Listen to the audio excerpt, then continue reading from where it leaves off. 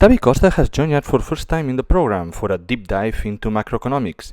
We unravel the reality of inflation, recession, and the future of commodity markets. We'll discuss how energy, battery, and precious metals can react in front of the next inflationary wave, and probably the most anticipated recession of our times. To delight us, Tavi is armed with data, graphs, and one-of-a-kind opportunity that demands our attention.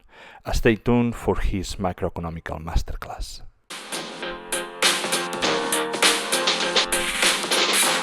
Welcome, mining lovers. This is Charlano de Minas, the Spanish podcast dedicated to mining investment. Now, in English. Do you want to learn? Subscribe. Do you want more content in English? Leave us a comment.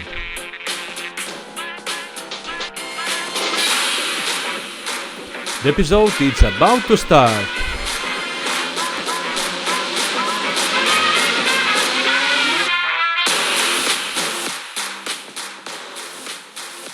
Hello everyone to Charlando de Minas, the Spanish podcast dedicated to mining investment. Today in English. If you are expecting this in Spanish, don't worry, we'll have this episode translated to the language of Cervantes. Today is one of those days that we have a very special guest that a few years ago I could only dream of. Today we have Tavi Costa, macro strategist of Crescat Capital. Hello Tavi, how are you? I'm great, thanks for having me. Looking forward to this.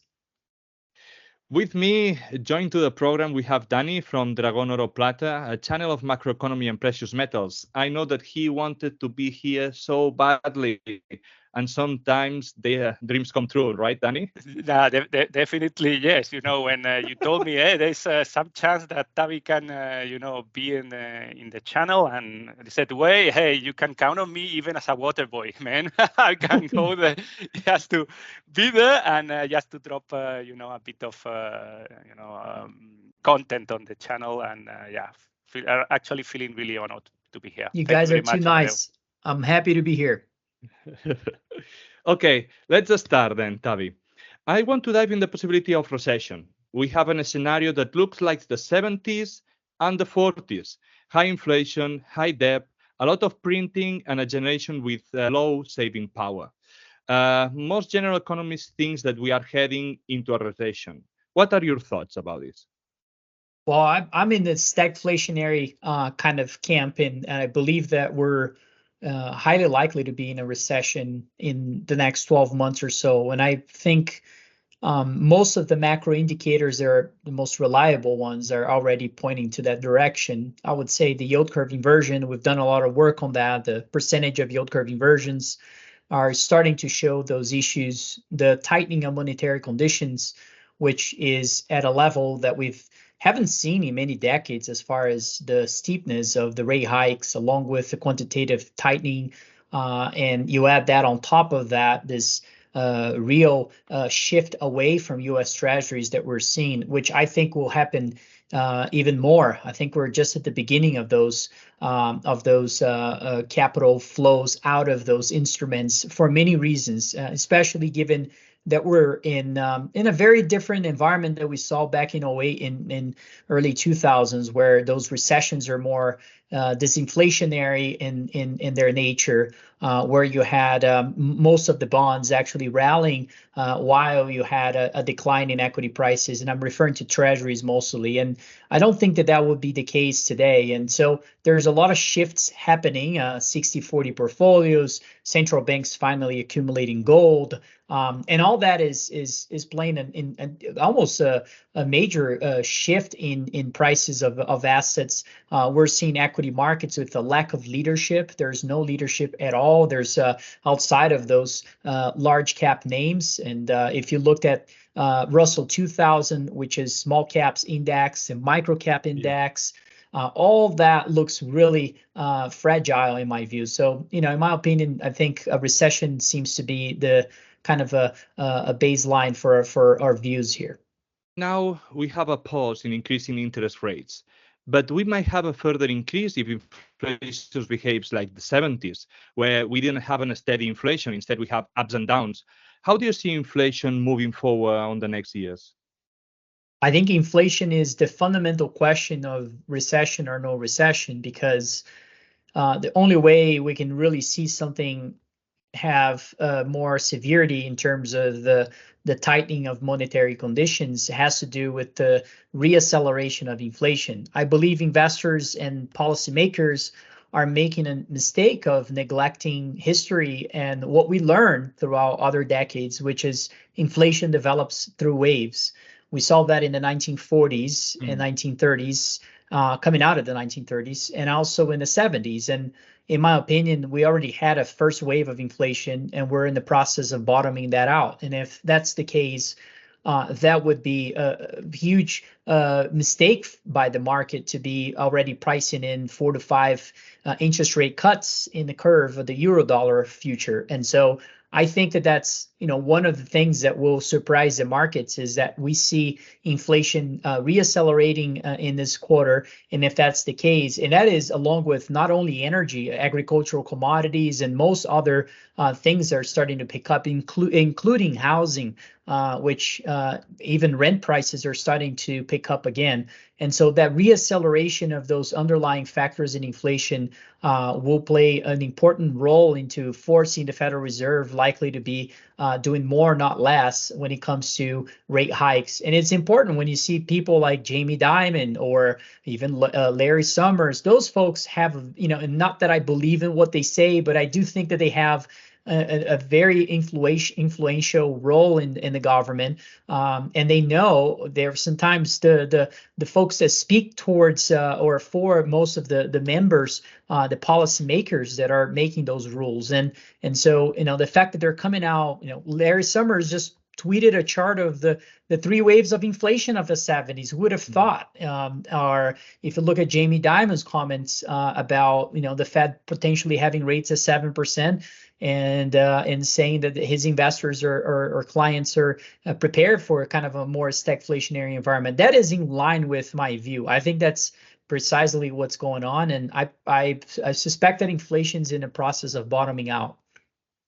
Okay. I think it's time for your question, Danny, because it goes really well here. Okay. Now, in this high inflation scenario, mainly caused, not only, but mainly caused by high energy prices being steadily around $100, how this will impact on junior and senior miners, on your opinion, and which will be the most damaged side, the junior or the seniors? I think short-term moves in energy can have an impact in margins, as you just pointed out. There's all sorts of types of miners. You have the explorers, the developers, and also the producers. The producers would get hurt more in terms of the move in oil prices, although I've never seen a move in gold, a cycle for gold that doesn't coincide with other commodities doing very well. And so I would expect that not only oil would increase, but also other natural resource prices as well. And so I suspect that in the 70s, we had energy prices rising and the miners did very well. So I think it's going to be a similar environment. Also, I would point out the explorers is where we focus most of our time and capital, because I think that money, or I should say resources in the ground, are going to be the way to really leverage this idea of investing in a commodity cycle. And so I'm really excited about finding those high quality assets to be an investor of. And I think a lot of those are priced for failure right now. Now, this issue with natural resources is really embedded in the economy by many angles. And I would say specifically, yes, there is demand from a green revolution perspective. There is also demand from construction to reshore and reduce reliability with authoritarian regimes like China and Russia through manufacturing fronts. There's housing supply issues. Affordability of housing in the US and other developed economies is a real problem. And you have inequality issues now also exacerbating those issues that will cause even the government potentially to step in. So those construction developments are likely to also create demand for materials, and we come full circle with commodities demand again. So I think that's going to be important. And at the same time, as we haven't seen really any type of large investments coming into the natural resource industries, especially relative to GDP levels. If you looked at how much we've been spending in terms of CAPEX among most of the producers, it's at historical low levels when you adjust for GDP. And so, $10 million today spent in the ground is certainly not with the same effectiveness that you had in 08. So I think there's a lot of angles of the inflation issue, and will probably be a decade that we should be emphasizing ownership of hard assets. Why do you think that it's happening, that lack of CAPEX investments? It's about ESG policies, it's about funds and finance and money makers are not like relying on too much on commodities or things that you can touch. What's your opinion on that? What do you think it's the cause, the root? I think there's so much in that question.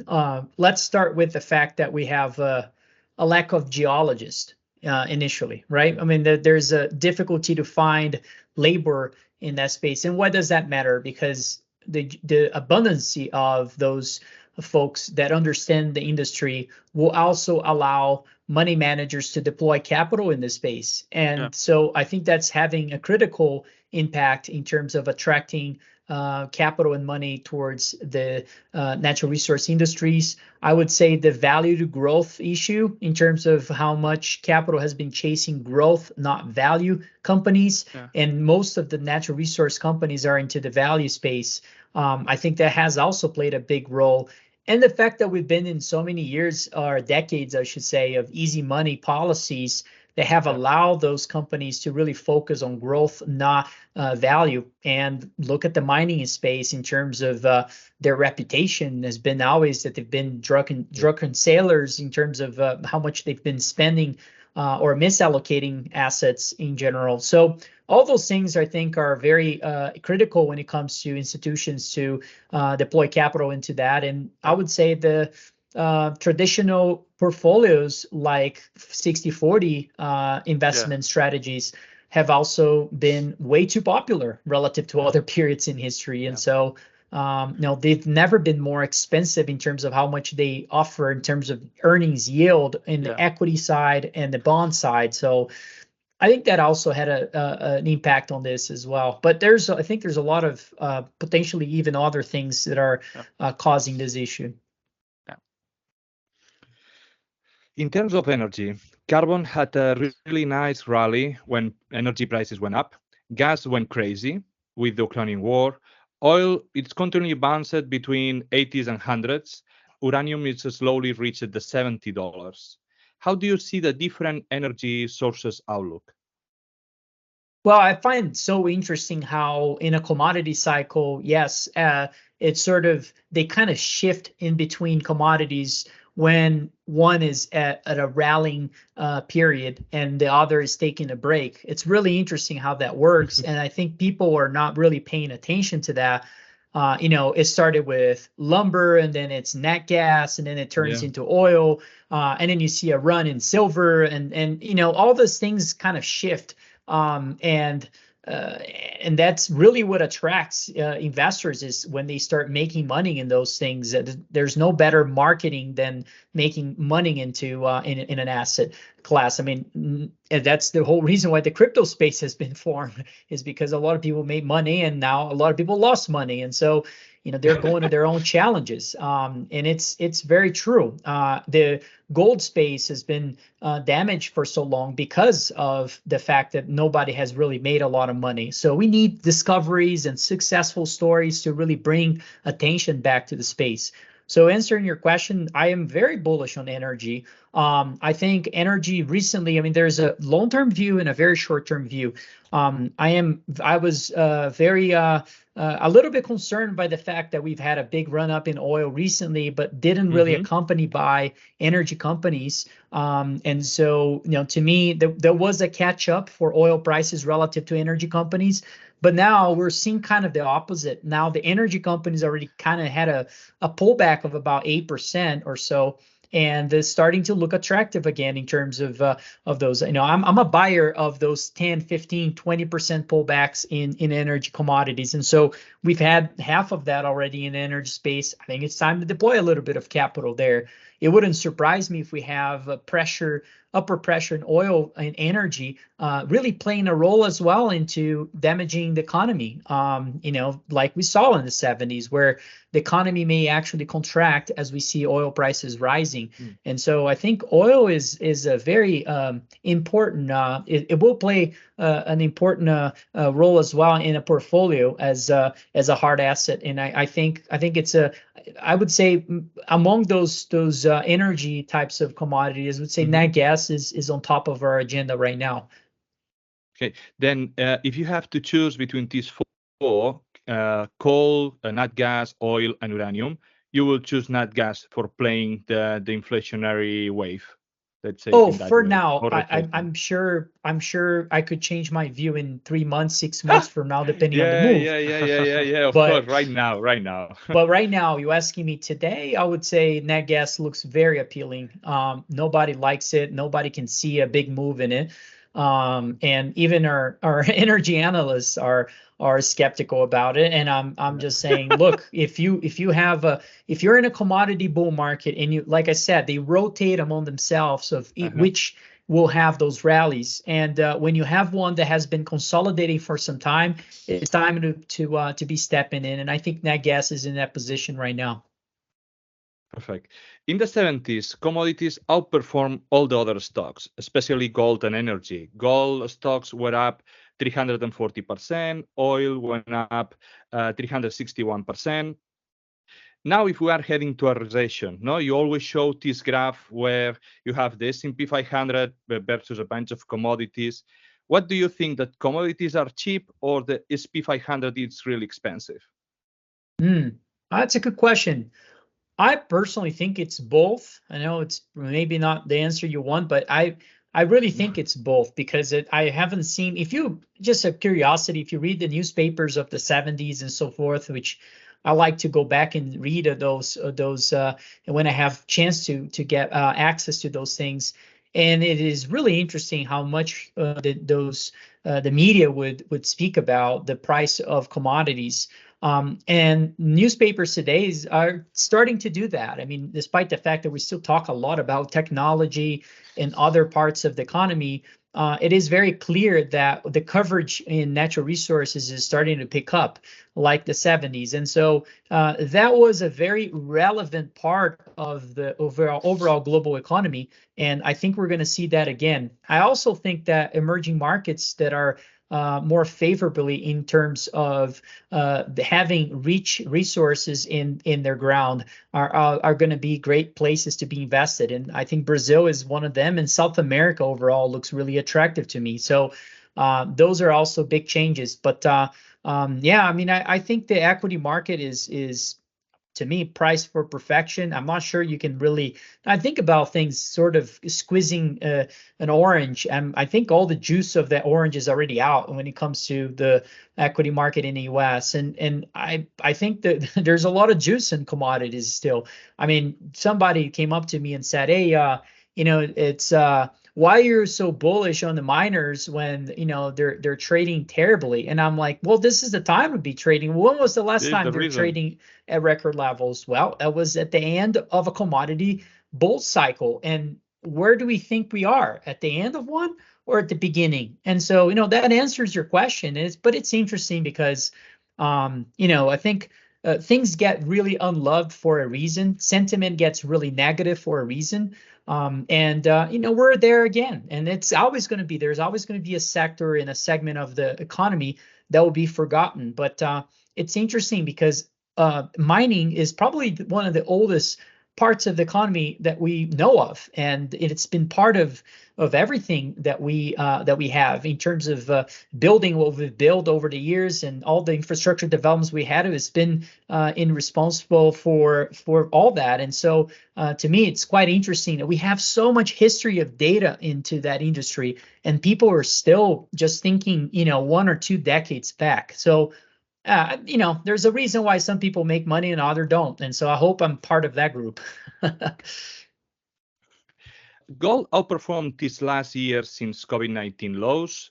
I was checking, no, gold was 1,200 in the 2019, meaning that it's over up to 67%. However, miners didn't perform as well and underperformed gold. In the same period, GDX, it's only up 50%, GDXJ is up only 25% over the last 5 years.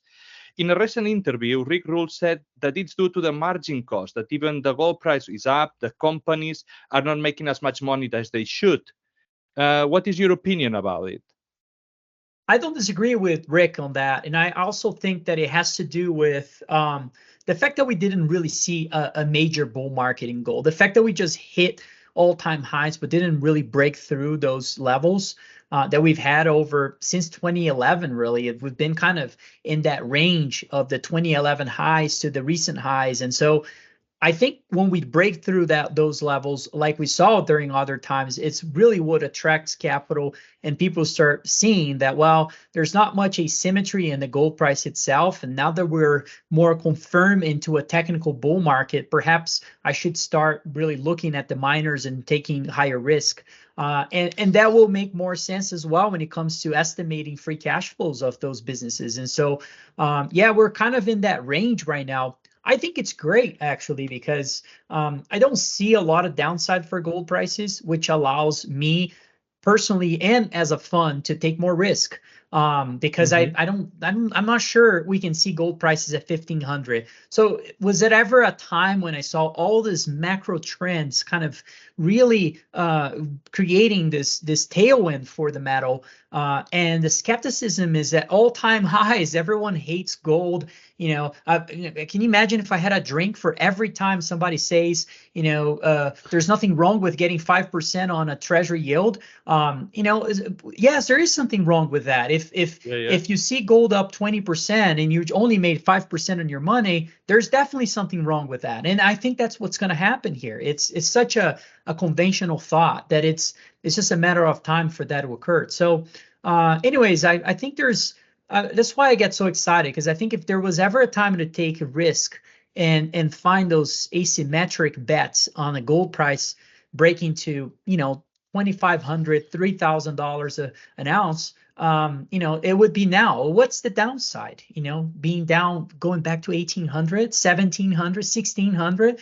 No, it's not going to make a huge damage in those. If you own a large, high quality asset in the ground, I'm not sure that really changes the game. You still own that. It's already priced for failure anyways. So I think there's a lot of upside there. So I really focus my time and money into that part of the economy.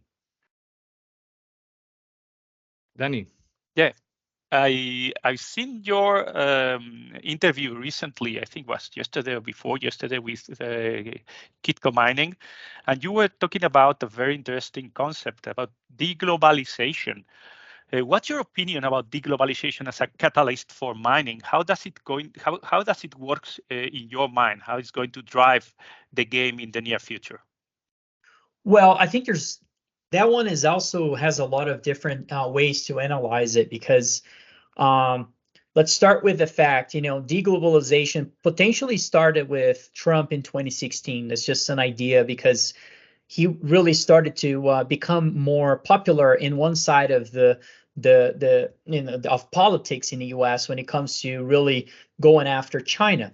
And that was a very sort of apolitical view at that time, and now it became a bipartisan view, where even the Democrats are starting to go after China. And that's really interesting, because that whole thing really shifted not too long ago, and sort of exacerbated over the years with Russia invading Ukraine and so forth, and the Middle East becoming more and more critical as well, and the relationship with Saudi Arabia and so forth. And so a lot of commodities have become very, I would say, geopolitical in terms of those relationships. And now, how does that involve with mining? Well, first, if a developed economy wants to reduce reliability with China, we got to get going now. No construction developments need to start yesterday, not today. And so if that's the case, we don't have all the materials, all the mines, all the things that we need to supply those big changes. And so, when you think about permitting and even the involvement of the government over time, green revolution, which is likely to happen, like it or not, all those things are going to need some involvement of the government. I mean, it wouldn't surprise me if we get home builders getting subsidies from the government, or if we get some mines getting subsidies from the government in order to develop things quicker. But I think the first trend, and why I'm very bullish in South America, is that places. So right now, the way the market is pricing in assets in the mining space is that safe jurisdiction deserves a premium. And so if you see a place, an asset in Canada and the same asset with a similar quality in Bolivia, it will be trading in a much lower and a much higher discount relative to that same asset in Canada. Now, in Bolivia, you potentially, we're involved with Bolivia very much, and you can develop a project in 2 years potentially. Now you can find a mineral and get into production in 2 years. Can you do that in the US? Good luck. It will take you 10 or 15 years today, as of today, to get something into production. And so I think that change in the market perception by the difference in timing to get something into a cash flowing asset is gonna start to be, we're gonna close that gap a lot more. They're not gonna be trading as much as a discount as they used to. And I'm not saying there's no political risk, and therefore, I mean, of course there is, and there's always gonna be some of that's gonna be priced into those assets. But I think that gap that is political risk as well in the US.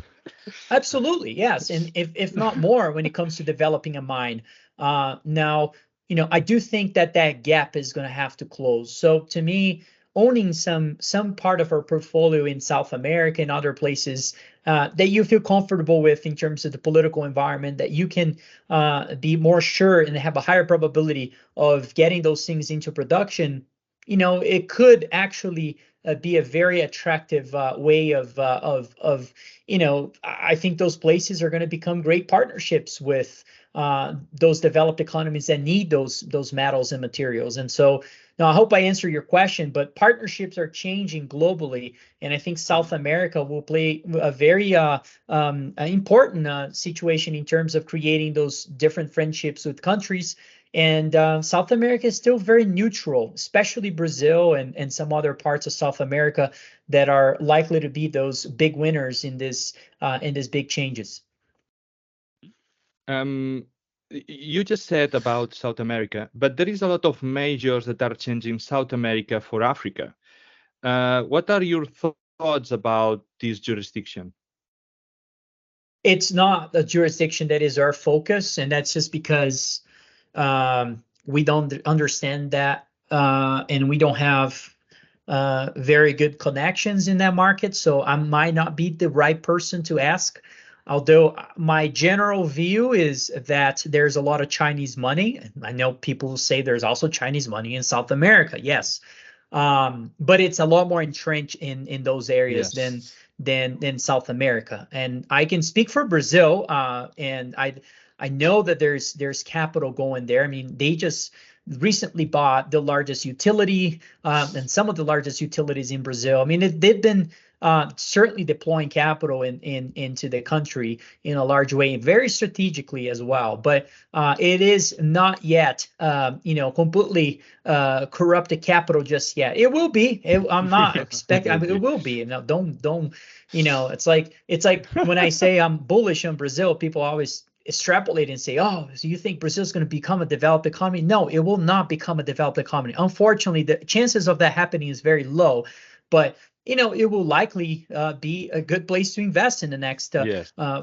Investing is about the net change. It's not about the complete change of those things. And so if the net change is positive, at some point, every asset has a price. And so that asset has to reflect that net change that has been positive or negative. And so I think that the probability for net changes in a positive side of South America are higher than Africa. But by no means I'm short Africa and I'm betting against it or anything like that. I just I think you want to leverage your knowledge, and my knowledge in Africa is certainly not not something I would put any leverage on. Talking about Brazil, Understood. that you were talking about Brazil and mining in Brazil. What do you think about Lavras Gold, for example? That I'm sure you know that company very well. What's your vibe on that? Well, we missed that one clearly, and we missed a few ones honestly that were that did very well, because this is more developed story, but their exploration stories are, they're not a lot out there, right? I mean, they're plenty out there, but there's not a lot of successful ones out there. So we kind of know which ones have been successful, and our goal is always to be, there's maybe 3 or 5 that usually are successful every year. Yeah. Our goal is to be part of at least one of them. We've been doing that every year. Snowline was our last one. Newfound Gold was the other one at Loro. So we've had a few of those, but we missed that one. So I don't have necessarily a view, and the way our fund works is that we have, I almost, think about those as call options. They all have a lot of optionality, and I need them to really pop to justify the illiquidity, that risk that I'm taking, that is just part of the game. And so when something has already had a big move, it's very difficult for us to justify that. So I'm looking for the new ones. 100%. How is your outlook for silver? Gold and silver ratio is completely broken. Silver has a strong resistance around 25, which has not been able to overcome. Also, silver is now being used as industrially for solar panels, then maybe lost a little bit of this precious area. Do you think that maybe it is a strong industrial application has harmed silver, or what are your thoughts? No, I think the industrial aspect, it becomes a function of the price. So the higher the price, the less industrial will become, because the price is just doesn't justify you to put into industrial things. And so that's one side of it. I don't think it hurts or anything like that. If anything, it creates a downside cap, right? I mean, it creates a limited downside potential for the metal when you have situations like that. So, how much can silver fall? If you get silver to $10 an ounce, everyone is going to be willing to buy it and put in their different electronic devices and things like that. I mean, it's just, there is demand on that side. So, it makes it very attractive in that way. So, I think, look, my view macro is that we're really, really, really close. And in macro, you just don't know what trigger is going to be. I mean, you have the underlying factors, you have this tailwinds in the macro side, but there is a major resistance line from 2011 to in a monthly price of silver all the way to now. We haven't really hit that, and it depends. I think it's at $25 or so that we haven't really broken that on a monthly basis, and so it could happen any month. I mean, we've been there many times now, and it's been just hitting that nonstop. And at some point, it will break. And so, what do we do as investors, knowing that? Well, I don't have an answer of when it's going to break out. Now, what I do know is that there are assets that are pricing as of silver trading at $10 an ounce right now, and so, what do? I mean, you accumulate those assets. That's what we've been trying to do. So sometimes, in the media and other things, people may mock you. Oh, you've been talking about this and I've been busy accumulating it. We just purchased the 7th largest silver mine in the world. I would never be able to do that if silver was trading at $50 an ounce. Who would have sold that, right? I mean, everything is, it happens for a reason. And so, I've been busy and trying. I have not changed my view at all. If anything, I'm more and more bullish on it. I'm just trying to, figure out ways to accomplish more and more in this space before anything really moves. And so that's really where I've been spending most of my time. Yeah. So now that you were talking about South America versus Africa, for example, platinum is basically, let's say, African Russian metal, and especially in Africa, that Nordam, Impala, and some other mines, and a few of them are under a Chinese control, as you mentioned before. What is your buy from platinum? I mean, it's a very concentrated resource on certain geographic areas. With a global market, and now how you place that fact with this deglobalization protectionist, environment that we are living in. What you can see for platinum in the near future? I don't have a specific investments on that, but I will never short any of those ideas you just said. I think very likely, like I said, if one precious metal will start really moving, all of them will, and ultimately they're likely going to be a lot higher, multiples of what they are now. And if that's the case, if your expertise is platinum, you should definitely leverage that because it will likely be a great place to be investor. We own a bunch of other electrification metals. They're not so much precious metals, and things like nickel, manganese, are tin. There's zinc. All sorts of things that we've been investing that are outside of this, a world of where most people are involved with lithium and copper and other things. Although we love copper, I think it's quite interesting what's going on with lithium. I think it could potentially drive interest to other commodities in the metal space. I'm paying very close attention to that, and I'll give you just a small thesis here. Short one. But basically, back in the 90s, what really drove the technology space was the venture capital industries that really deploy a lot of capital into that space and allow them to become what they are currently. And so what you need in a really big macro trend is that source of capital needs to be there. And so it is very interesting that you're seeing some energy companies and some auto businesses is starting to invest in mining. And that starts with small things. As they make more money and the underlying price of those commodities go higher, they might get interested in other things. And, I think it's natural to see that. And so those companies have been kind of printing money for a while, particularly oil companies. And it is sort of, to me, it's a much easier transition to go from oil to renewable energy than maybe oil to perhaps metals and mining. I think it's a much easier transition to a lot of those companies. And so not that they have to transition, but they're being forced to do so and by ESG funds and so forth. And so, that could be one answer for most of those businesses. And so, I think that access for capital coming from those different industries can be very, very good for the overall metals and mining industry. Talking about electrification metals, we can focus on copper, or we can go in general because they're all almost in the same bag or in the same site. Do you think that electrification, how it's organized now, it's even possible? And what will happen if we postpone electrification or there is a recession over there? Well, I think that the price behavior of those commodities would tend to have a more cyclical way of moving. Perhaps could be less cyclical than prior recessions. I'm not here to say copper wouldn't decline in a severe recession in the US or globally, but I don't think it would decline as much as prior recessions.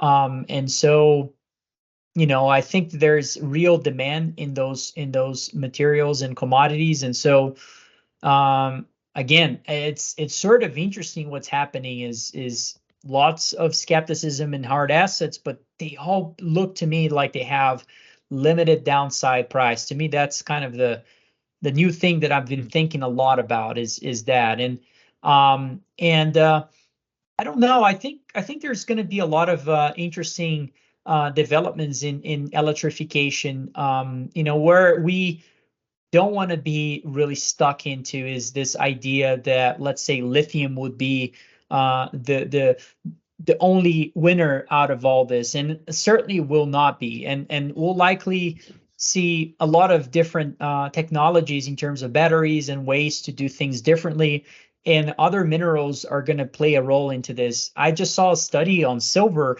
demand coming from solar panels, which a lot of people have been saying that, but just to put into perspective, if we start seeing things like the demand could jump to over a billion ounces of silver a year.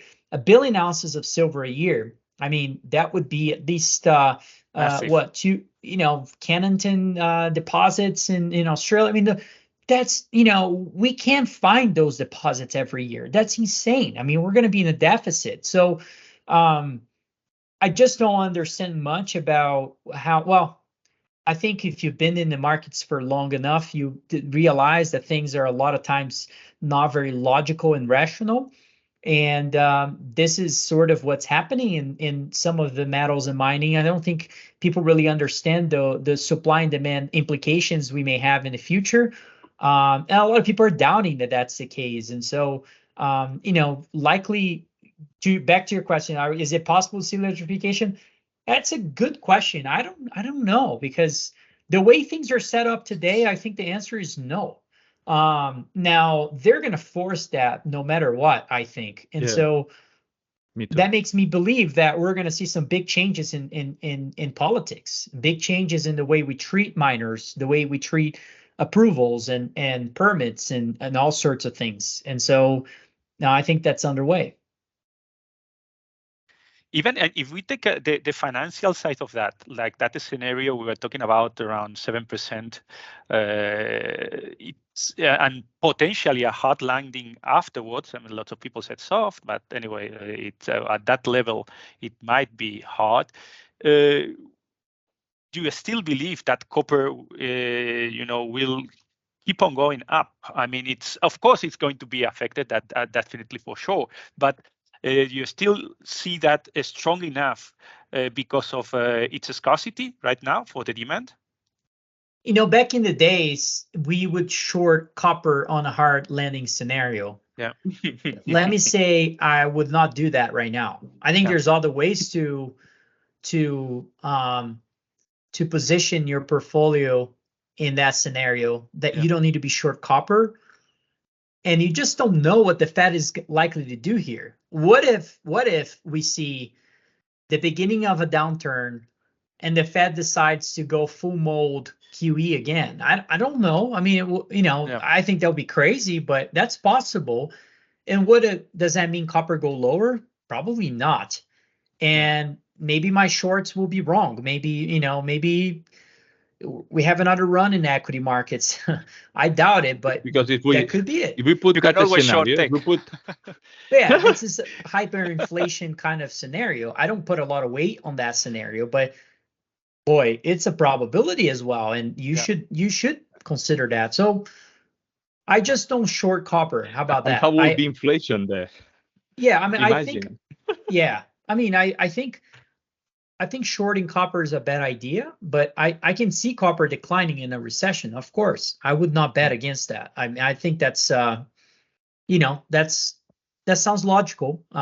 It's a cyclical commodity. If there is a cyclical downturn, makes sense. But I don't know. It's not in my first thing when I think about, okay, things are going to go south. It's time to be. We're already short copper anyways in terms of supply of it. So do I also need to short the other side of it? I'm not sure. I'd rather just put a short on mega caps and something along those lines. So there is any commodity that you consider that is now in a bubble?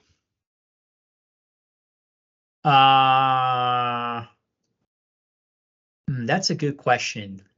Well, I wish the valuation of lithium projects would get, we would get 1/10 of that in the mining, in the gold space. That would be great. I think the cost per mineral essentially is more expensive in some places, but some others are extremely cheap. I don't get it why it's still so cheap to buy a gold discovery, let's just say. It is insanely cheap still compared to, copper requires a much larger investment because you got those, you got to do deep drilling and Yes. it requires an enormous amount of capital, which is fine. I mean, I think it's justifiable and probably going to do well. Like when we got bullish on commodities, we thought about all sorts of commodities. Well, first thing we thought was, how long can the supply things really be fixed? Agricultural commodities can take 2 to 3 years or so, although they may do very well for a decade or so, but the supply side of it may not be as strong as the story now, 3 years from now.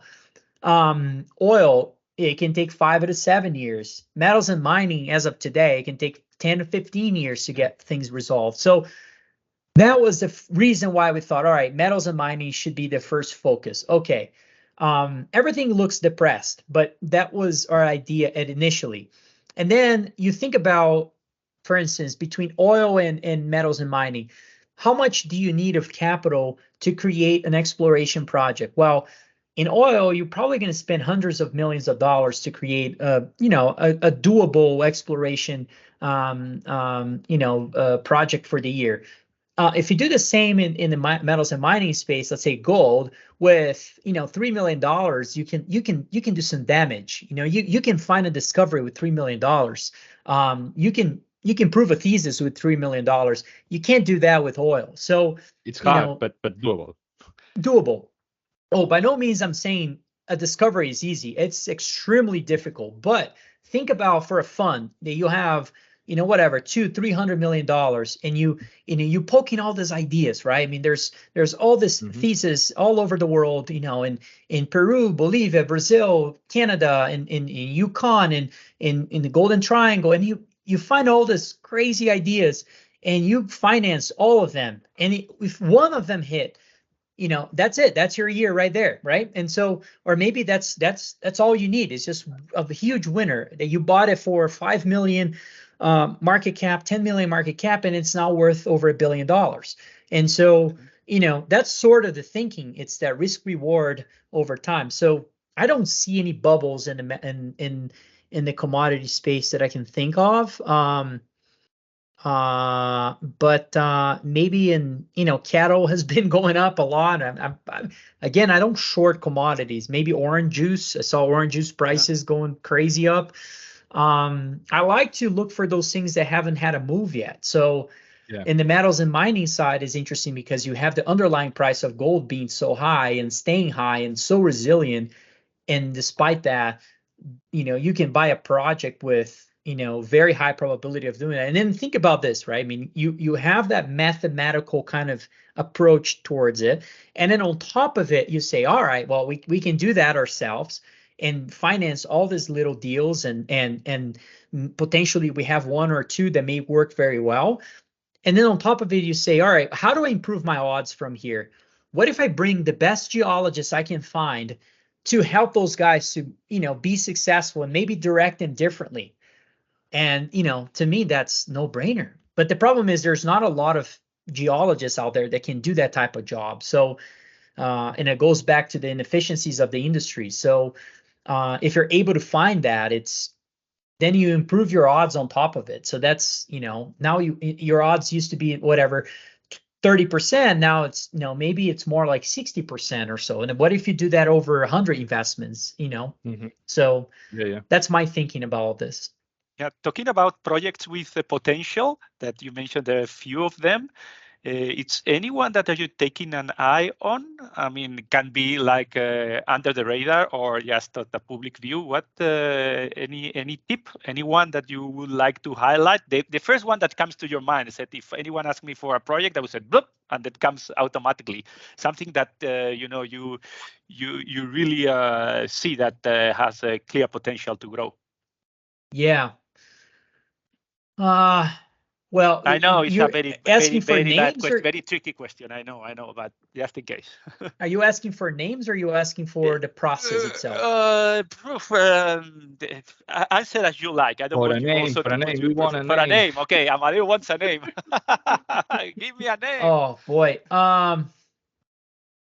there's a lot of names. I mean, I don't. A lot of people ask. So we had the success of Snowline recently. A lot of people ask me, "What's the next Snowline?" But boy, I wish I knew. I've been trying to, cut Figure my it out. losers and figure out how to find more Snowlines, and it's not easy. But I think there's a lot of good names out there. No, there's the interesting part right now is there's this high quality names that are now trading below their discovery hole. So think about this. You went there, you drilled it, you found something, you likely have a major discovery, a world-class thing. The market goes up and up and up and up on that news. And then for macro reasons, the whole thing falls apart back to below those levels. Yeah. That's a no-brainer, right? And so you got to add to those things. So that's what we've been doing. So I don't want to call any of these names no-brainer, but I think there's definitely a lot of them out there. I mean, I think Western Alaska is one that is trading below discovery. It has a ton of high quality silver, high grade. Altamira is an interesting one. Kuya just made one of the best drill intercepts of silver in the last 6 months or so, and it's back below the levels that it was before. We love Tectonic. Tectonic been moving higher recently, but we love that name because they've been drilling, and we have it's our new Snowline kind of target. I think I said Altamira in Brazil, but that's really interesting name. But I think ultimately what you're looking for is, I think there's the more traditional way to answer that question would be yes. You're looking for a jurisdiction that is that you can build a mine. Forget the safe, not that you want unsafe areas, but there are places that are less, safe in terms of the political aspect, that still provide a great value if you invest at the right price, and that you can still develop a mine in many places in the world, and some of the best mines are in the worst jurisdictions, and so things can get developed if they're high quality and there are ways around the political side of it, and it will be very unique to each place. But the way we approach is, has a mine been built here before? If the answer is yes, then more likely we'll be getting more involved.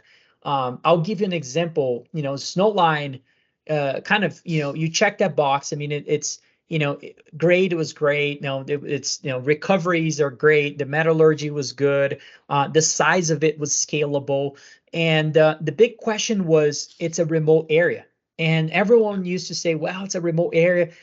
And as we speak with other major companies that were interested in investing in this, in the mine and so forth, you can kind of see that those guys, for them, it's not a huge problem, that side of it. If the capital justifies, again, the investment, they will do it. They will build the infrastructure. So for them, that part of it, while the market was all worried about the remoteness, everyone else was saying, no, that's a no-brainer. We should be an investor in those, in a strategic investor in that name. And so scalability is not everything we invest end up being scalable and large, but the mindset at the very beginning is that there is likely something very large here. We would never invest on something that is small. And there's certainly a market for that too, by the way, where majors are not really, so there's mispricing in that side too. There's some really smart guys that only focus in smaller projects, and they're very profitable. That is not the way we invest, because we are looking for that speculative mode of how much is in there. It's just it's this massive thing, and then it's economical, and it's going to be one of the largest. That's what we're looking for. But there are different ways to invest in the space, and metallurgy and grade and all that is a huge part of it. You can't have a low grade deposit, because if you do have a low grade deposit, it reduces your optionality, because now you're really leveraging on the gold price, meaning if the gold price doesn't move, it doesn't make that whole thing economically viable. And so it could be a great play, but in my opinion, I would much rather, there's so much risk in the space already. Why would I add another one? So, I can cancel that risk by owning a high quality asset, which is today priced at those low quality names as well. So, a company like Western Alaska basically is trading at levels of other companies that have much lower quality of assets, in my opinion. Just giving one example of markets being illogical, and it could be being irrational and illogical by many reasons, because they need capital, they have a fund that is liquidating their asset for other there's so many things that could potentially be the reason for why an asset is not performing well. If the underlying thesis hasn't changed, I don't think you as an investor should be ignoring that, because when things really pop, if silver goes to $50, $100 an ounce, and those guys are able to attract capital to really drill and do their things, it could potentially be massive. And so that's sort of what we're looking for. We're kind of much more longer term oriented in terms of that. Thank you very much, Tavi, for your time. I think that we are almost at the end. It's been an hour that we take of your precious time. Thanks for being here, for sharing your thoughts. We had a great time, and we hope that we can discuss further in another time. Sounds great. Thank you very much for having me. Great questions, by the way. Thank you very much, Tavi. Yep. Amazing. Disclaimer: the content in Charlando de Minas is not an investment advice. Amadeo Bonet and his guests are not investment advisors. The authors may have interest in the companies mentioned in this publication. They may also have bias and not be impartial. The information in this publication and all the others in Charlando de Minas is impersonal by nature and should be considered as an entertainment product. The minimum risk of any investment mentioned in this video is 100% of the capital. Before to make any investment decision, contact to a financial or investment advisor or someone qualified with experience. These broadcasts are a narrative of my learnings in the world of commodities and mining investment. In this podcast, we will try to bring experts, professionals, and companies. If you like it, please subscribe. I am Amadeo Bonet. Welcome to Charlando de Minas.